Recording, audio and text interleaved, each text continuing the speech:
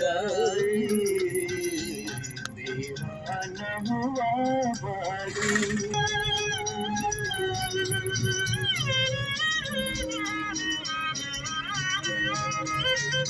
जब तुमसे नजर। ऐहोल के प्राचीन और सुंदर मंदिर देखने के बाद अब हम जा रहे हैं एक और ऐसी ही खूबसूरत जगह पे, पट्टडकल, और वो भी वर्ल्ड हेरिटेज साइट्स के लिस्ट का एक महत्वपूर्ण हिस्सा है।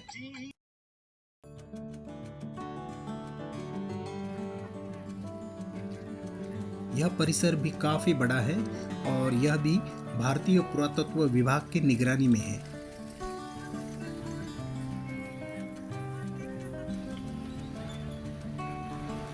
एंट्रेंस गेट के अंदर जाते ही हमें सामने दिखाई देता है टिकट काउंटर, और प्रति व्यक्ति 40 रुपए की टिकट लेकर हमें अंदर प्रवेश करना होता है।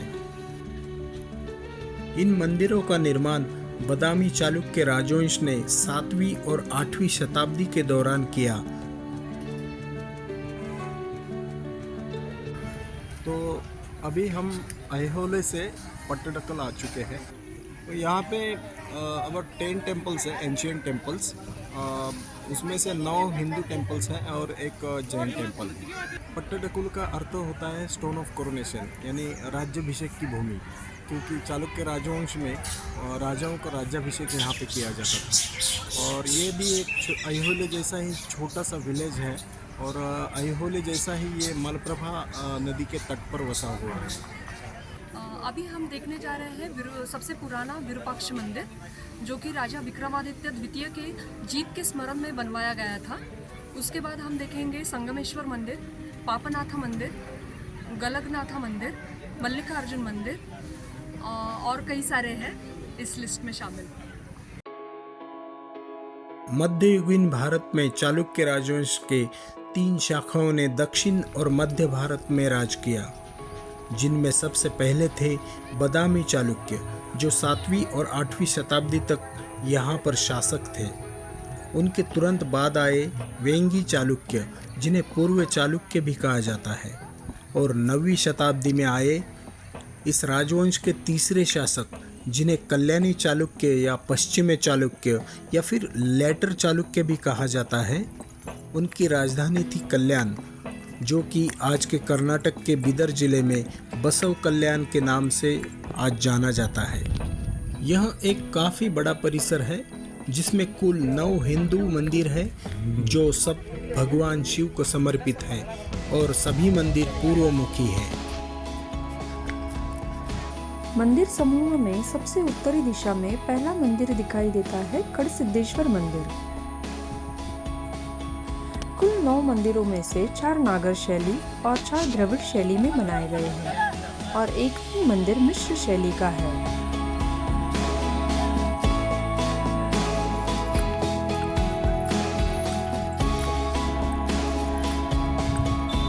यहाँ पर पूरे परिसर में काफी सारे शिवलिंग हमें नजर आते हैं। पट्टडकल को रक्तपुरा भी कहा जाता है। यहाँ पर लाल रंग के बलुआ पत्थर का उपयोग किया गया है, और एक बड़ा सा नंदी और सारे शिवलिंग काले और चिकने पत्थर से बनाए गए हैं। उत्तर से दक्षिण दिशा में जाते हुए दाईं ओर दूसरा मंदिर दिखाई देता है काशी विश्वेश्वर मंदिर, जिसे काशी विश्वनाथ मंदिर भी कहा जाता है। नागर शैली में 8वीं शताब्दी में बनाया हुआ यह मंदिर मल्लिकार्जुन मंदिर के पास है, और एक मान्यता के अनुसार यह इस मंदिर समूहों में सबसे आखिरी वक्त में बनाया गया है।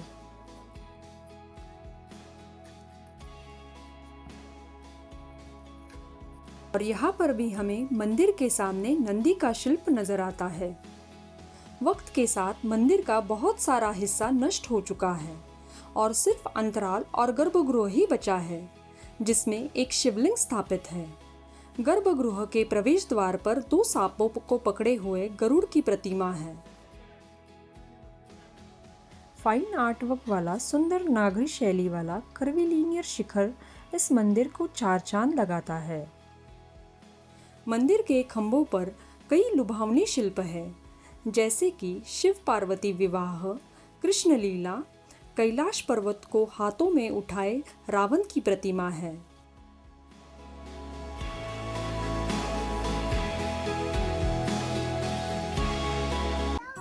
काशी विश्वेश्वर के दक्षिण दिशा में तीसरा महत्वपूर्ण मंदिर मल्लिकार्जुन मंदिर है। मंदिर के पूर्व द्वार के सामने एक नंदी मंडप है, जिसका काफी हिस्सा समय के चलते अब नष्ट हो चुका है। यह मंदिर काशी विश्वनाथ मंदिर और विरूपाक्ष मंदिर के बीच में है और यह मंदिर बिल्कुल विरूपाक्ष मंदिर जैसा लेकिन थोड़े छोटे आकार में बनाया गया है। सन 745 एडी में राजा विक्रमादित्य की दूसरी पत्नी त्रैलोक्या देवी ने द्रविड़ शैली में बनाया हुआ इस मंदिर में पूर्व, उत्तर और दक्षिण दिशा में 3 मुखमंडप है। पूर्व मुखमंडप से प्रवेश करने से पहले 2 द्वारपाल हमारा स्वागत करते हैं। सभागृह में कुल 16 चौकार खंबे हैं और उन पर फूलों पत्तियों वाली नक्काशी नजर आती है। मंदिर में एक बड़ा सा सभागृह और गर्भगृह है और छत पर कई सारे शिल्प बनाए गए हैं। गर्भगृह के प्रवेश द्वार पर भी द्वारपाल है और अंदर एक शिवलिंग स्थापित है।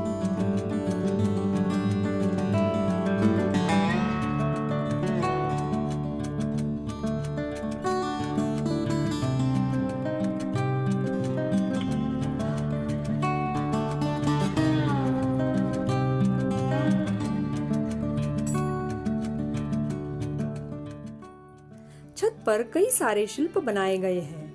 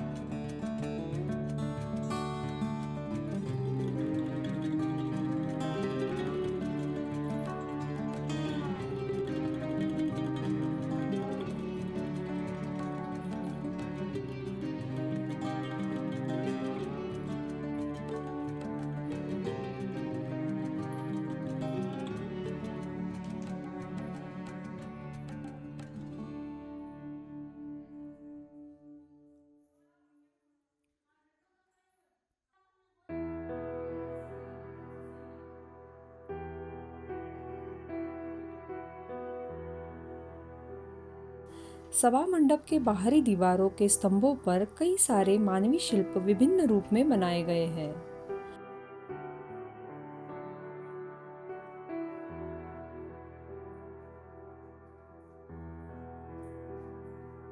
गर्भगृह के बाहर चारों ओर से घूमने के लिए एक बंदिस्त प्रदक्षिणा पथ बनाया गया है, जिसमें प्रकाश को आने के लिए खिड़कियां बनाई गई है।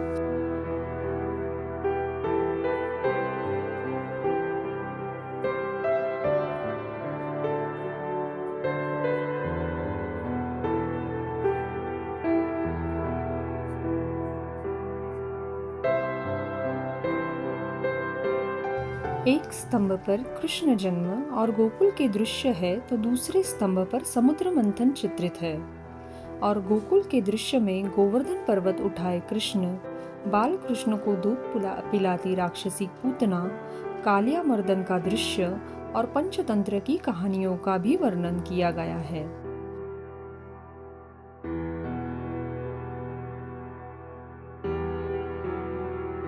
और एक जगह पर रामेश्वर में शिवलिंग की पूजा करते श्री राम और हनुमान जी दिखाई देते हैं।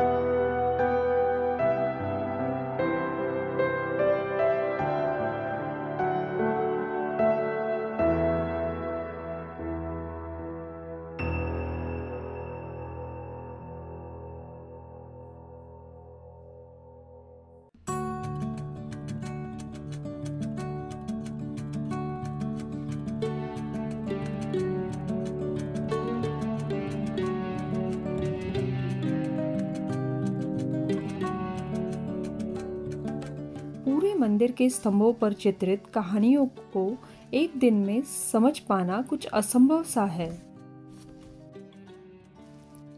यह मंदिर न कि एक पत्थरी ढांचा है, बल्कि यह एक काल के लोगों का सुंदर कलाविष्कार का उत्तम उदाहरण है और मंदिर का हर एक पत्थर उस काल की कहानी हमें बताने का प्रयास करता है।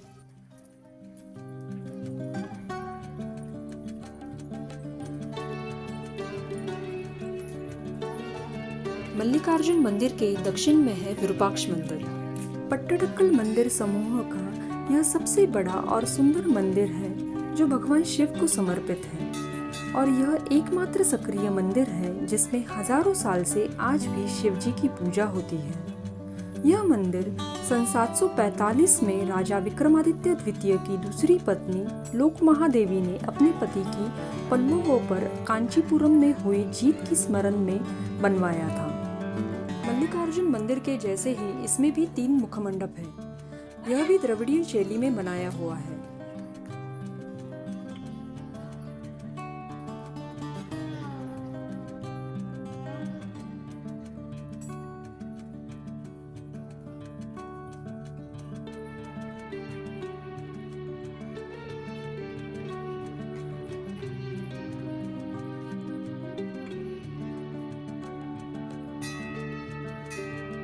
इस मंदिर की बाहरी दीवारों पर शिव पार्वती के साथ अपना वाहन नंदी का शिल्प है।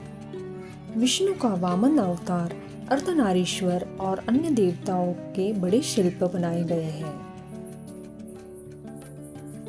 ऊपरी हिस्सों पे सुंदर नक्काशी है और कुल 18 खिड़कियां हैं और निचले हिस्से पे हाथी, मगर और शेर की प्रतिमाएं हैं।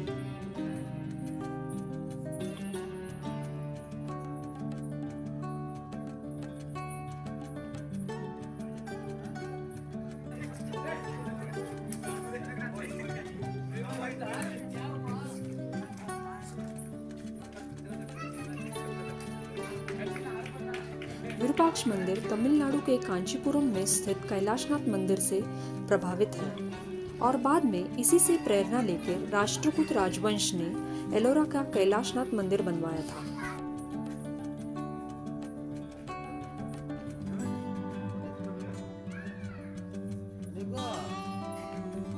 मंदिर के सामने एक विशाल नंदी मंडप है।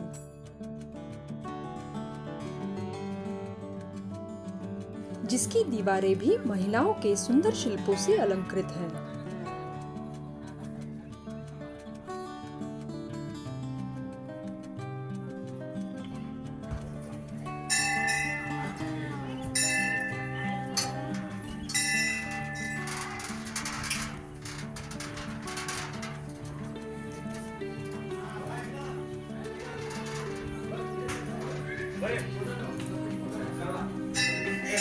इसमें एक बड़ा सा और सुंदर ब्लैक स्टोन मोनोलिथिक नंदी हजारों साल से भगवान शिव जी के सन्मुख विराजमान है।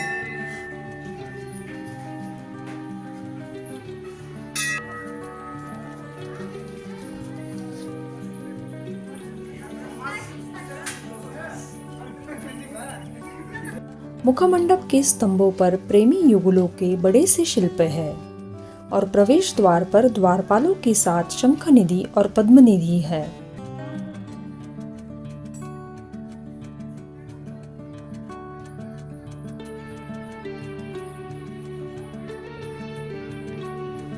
और छत पर 7 घोड़े वाले रथ पर अपनी 2 पत्नियों के साथ सूर्यदेव की बहुत ही विलोभनीय प्रतिमा नजर आती है।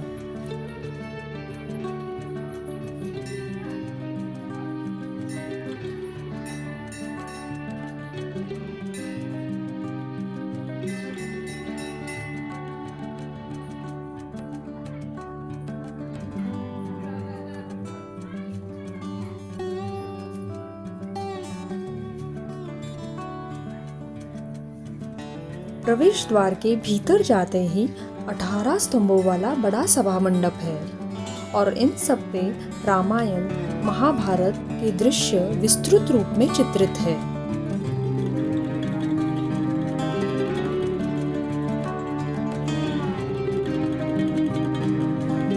अंदर एक गर्भगृह है जिसके प्रवेश द्वार पर सुंदर नक्काशी की गई है और दोनों बाजू में द्वारपाल नजर आते हैं।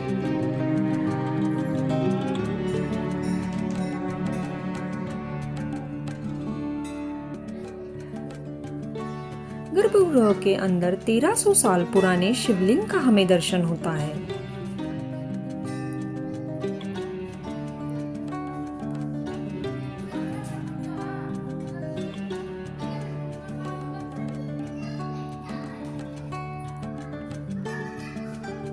एक खंबे पर समुद्र मंथन का विस्तृत वर्णन किया गया है तो दूसरे पर महाभारत का युद्ध भूमि का दृश्य है, जिसमें कर्ण अपने सारथी शल्य और अर्जुन अपने सारथी कृष्ण के साथ अपने रथों पर युद्ध करते हुए दिखाई देते हैं।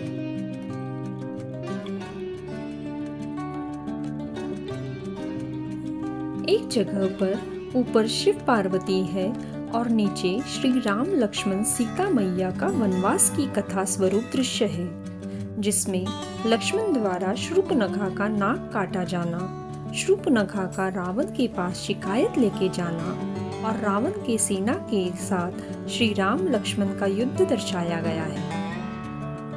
सबसे नीचे मरीच राक्षस द्वारा सुनहरा मृग रूप लेना, श्री राम का उसका पीछा करना, उसके दौरान रावण का सीता मैया का हरण करना और पुष्पक विमान में ले जाते हुए जटायु से युद्ध होना, इन सब दृश्यों का बहुत ही मनोहरी चित्रण हमें दिखाया गया है।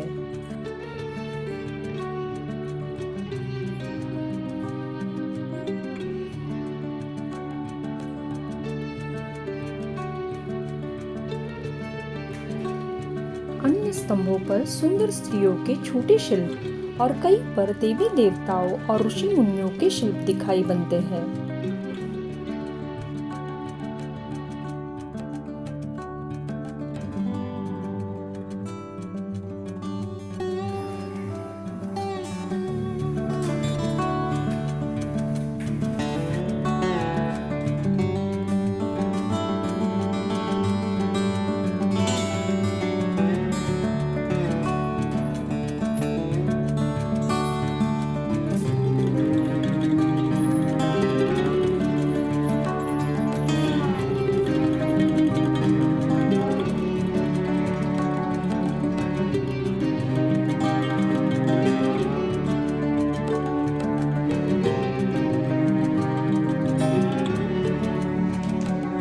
विरूपाक्ष मंदिर के बाहर ऊंची पत्थरी दीवार है और नंदी मंडप के पूर्व दिशा में एक महाद्वार है, जिसके बाहर मलप्रभा नदी बहती है।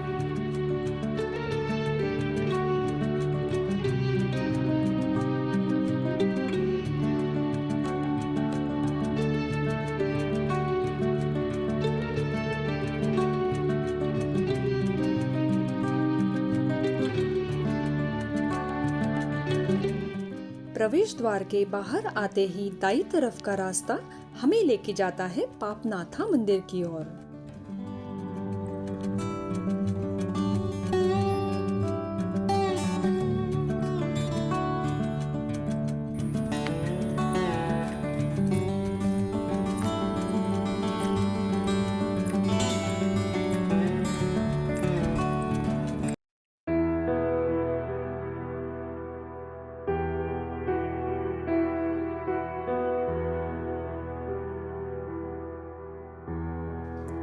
सन 740 में बनाए गए मिश्र शैली के इस मंदिर को मुक्तेश्वरा भी कहा जाता है। इस मंदिर का शिखर नागर शैली का है और मुख मंडप, अंतराल और रंग मंडप द्रविड़ शैली में बनाया गया है।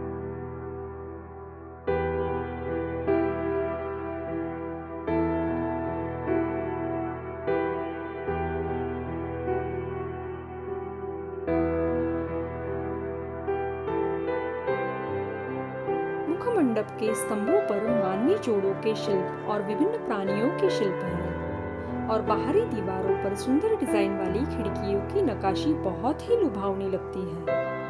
वहीं पर छोटे शिखरों के प्रतीक बनाए गए हैं, जिस पर काफी सारे सुंदर दृश्य बनाए गए हैं, जिनमें शामिल है वाली का वध करते हुए श्री राम, समुद्र पर सेतु बनाते हुए वानर, श्री राम का राज्याभिषेक, पुत्र कामेष्टि यज्ञ करते हुए राजा दशरथ, और वानर सेना पर हमला करते हुए इंद्रजीत और कुंभकर्ण। छत पर नटराज और शिव पार्वती के सुंदर शिल्प हैं।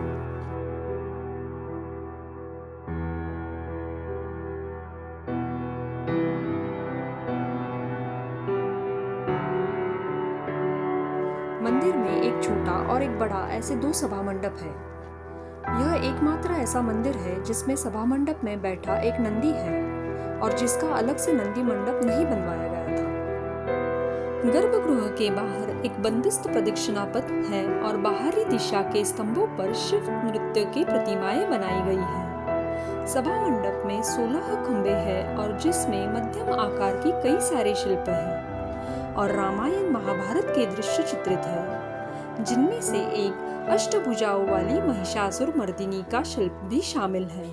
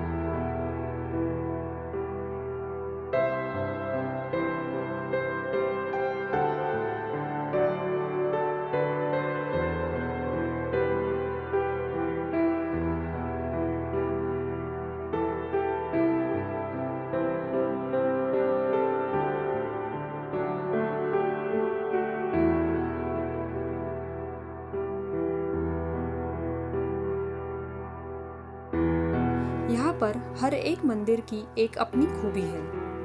पापनाथा मंदिर भी सुंदर शिल्पों और अलग रचना के वजह से एक अतुल्य रचना है।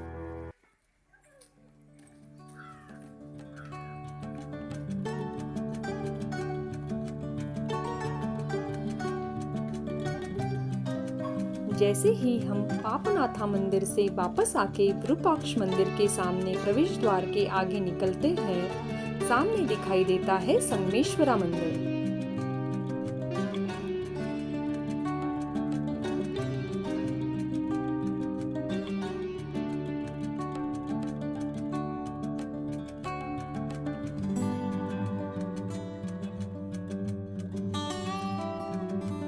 बाजू में ही कई सारे छोटे मंदिर अवशेष और शिवलिंग इस परिसर को मंत्रमुग्ध बना देते हैं।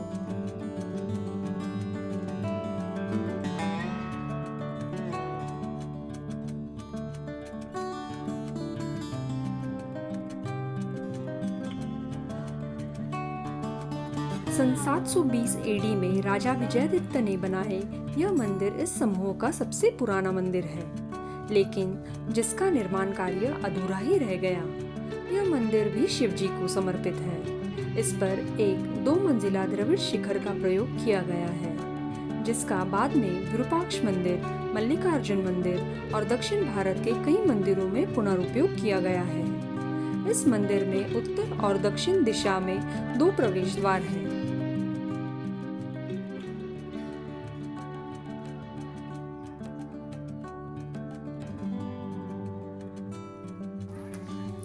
उत्तर से हम एक 20 स्तंभों वाले बड़े से खुले रंगमंडप में प्रवेश करते हैं। यहाँ के स्तंभों पे हमें आधा अधूरा काम ही दिखाई देता है, जो शायद किसी वजह से पूरा न हो सका। यहाँ के शिल्प पर हमें डिटेल वर्क कहीं भी नजर नहीं आता। इस मंदिर के गर्भगृह के दोनों बाजुओं में गणेश जी और महिषासुर मर्दिनी के दो उपमंदिर हैं।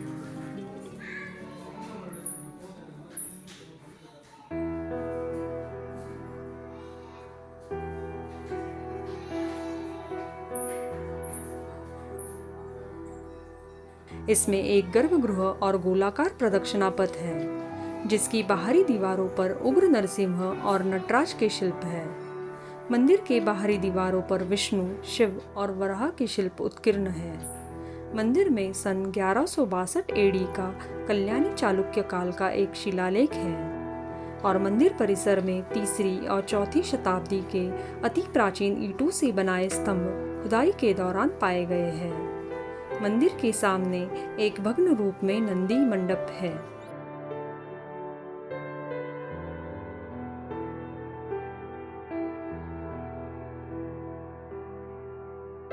संगमेश्वरा और गलगनाथ मंदिर के बीच में एक छोटा सा मंदिर है, जिसे चंद्रशेखर मंदिर के नाम से भी जाना जाता है।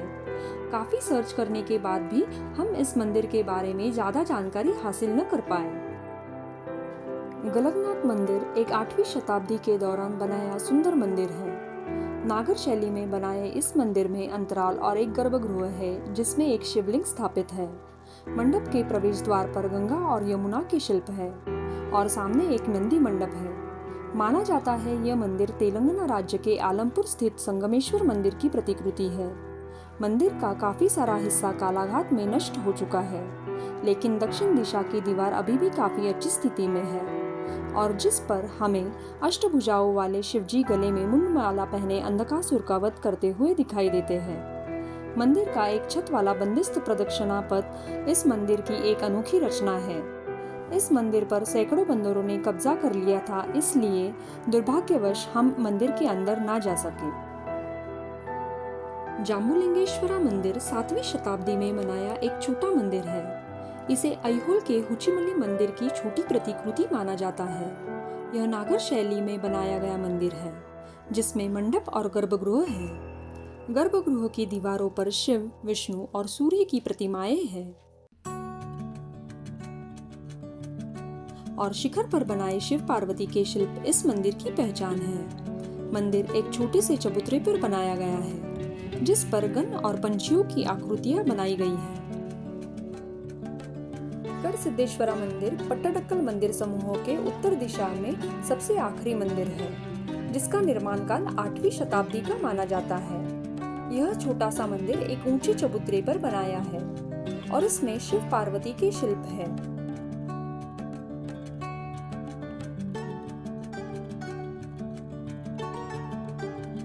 प्रवेश द्वार पर द्वारपाल दिखाई देते हैं और गर्भगृह के बाहरी दीवार पर अर्धनारीश्वरा, शिव और हरिहर के शिल्प बनाए हुए हैं।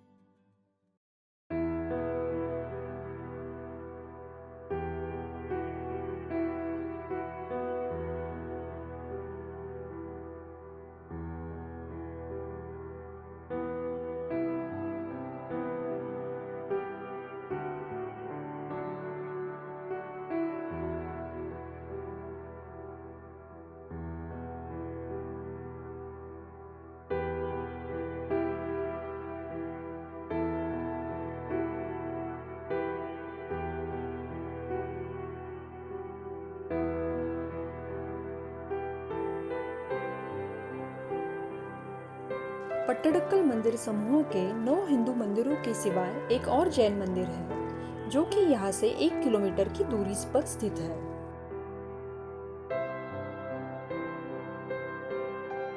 फाइनली हमने पट्टडकल के टेंपल कॉम्प्लेक्स सब एक्सप्लोर कर लिए। बहुत ही अच्छा लगा। बहुत ही सुंदर मंदिर है और बहुत एंशिएंट होने के कारण इनका अपना ही एक महत्व है। हम लोग अभी जाने वाले हैं सोमनाथपुरा। जो एक कर्नाटक का बहुत ही सुंदर मंदिर है। साउथ कर्नाटका के हसन डिस्ट्रिक्ट में बेल्लूर में चन्नकेशवा टेम्पल है और हड़ेबीडु में होयसलेश्वर टेम्पल है। ये दो मंदिर तो हम एक्सप्लोर कर चुके थे लास्ट ट्रिप में। अब इस बार उनके ही बराबर का एक तीसरा मंदिर है जो मैसूर सिटी से जस्ट 30 किलोमीटर्स दूर है, सोमनाथपुरा में। अभी कल हम वो टेम्पल एक्सप्लोर करेंगे। हमारा चैनल पसंद आया है तो लाइक करें, शेयर करें और सब्सक्राइब करें। तब तक के लिए गुड बाय।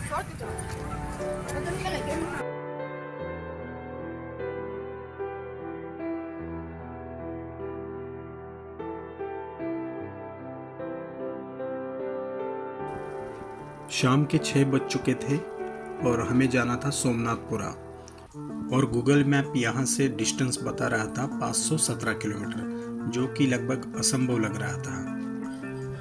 तो हमने तय किया कि हम लोग आज जाएंगे हॉस्पेट और वहाँ पे जाके स्टे करेंगे और वहाँ की डिस्टेंस यहाँ से गूगल मैप हमें बता रहा था 120 किलोमीटर। इसके लिए हमें फिर से जाना था NH50 पे और जिसके लिए हमारे सामने दो रास्ते थे। पहला था जो हम सुबह में आए थे होनगुंड से ऐहोले और ऐहोले से पट्टडकल, जो अच्छा रास्ता था और गूगल मैप हमें दूसरा रास्ता बता रहा था जो कि काफ़ी छोटा था और वो हमें NH50 पे आगे जाके कुष्टगी में मिलता था। तो आदत के अनुसार हमने चूज़ किया दूसरा रास्ता।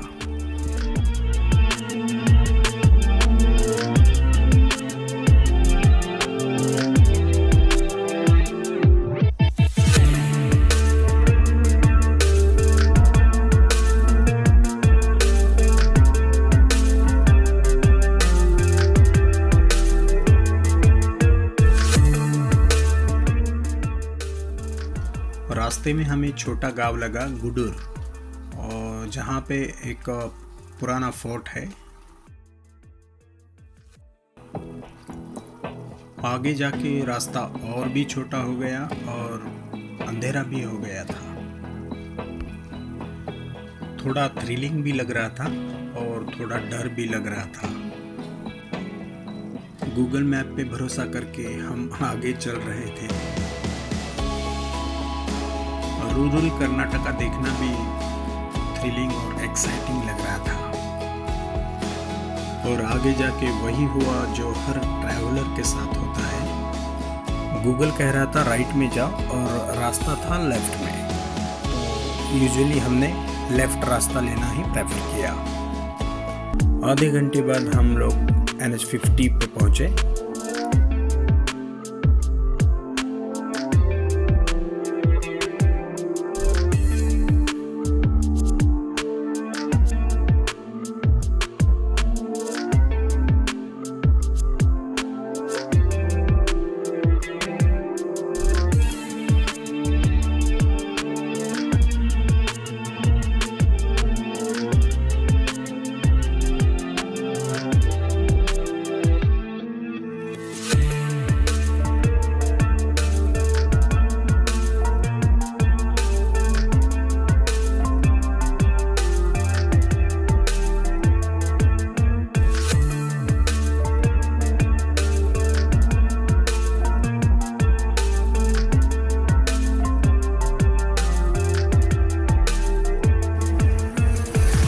रात के लगभग 9 बजने को थे और हमने NH50 छोड़ के हॉस्पेट के लिए लेफ़्ट ले लिया।